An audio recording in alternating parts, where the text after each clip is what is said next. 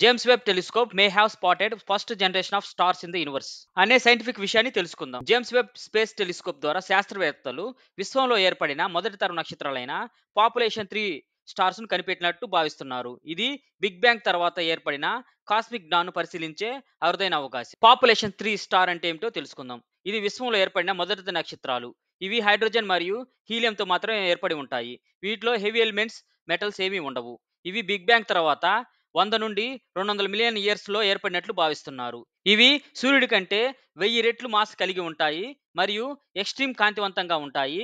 కానీ వీటి జీవిత కాలం చాలా తక్కువగా ఉంటుంది. జేమ్స్ వెబ్ స్పేస్ టెలిస్కోప్ ఏం కనిపెట్టిందంటే ల్యాప్ 1b అనే 13 బిలియన్ లైట్ ఇయర్స్ దూరంలో ఉన్న స్టార్ క్లస్టర్ ను జేడబ్ల్యూఎస్సి గుర్తించింది. ఇది పాపులేషన్ 3 స్టార్స్ కు అవసరమైన 3 లక్షణాలను చూపుతోంది. Extreme brightness, lack of heavy elements, formation in dark matter halo. JWST తన ఇన్ఫ్రారెడ్ క్యాపబిలిటీస్ మరియు గ్రావిటేషన్ లెన్సింగ్ ద్వారా విశ్వం లోతులోకి చూసింది. ల్యాప్ 1b నుండి వచ్చిన కాంతి విశ్వం 800 మిలియన్ ఇయర్స్ ఓల్డ్ ఉన్నప్పుడు వచ్చిందిగా గుర్తించారు. ఈ పరిశోధనలు పాపులేషన్ 3 స్టార్స్ కు సంబంధించిన ఫస్ట్ డైరెక్ట్ ఎవిడెన్స్ కావచ్చు.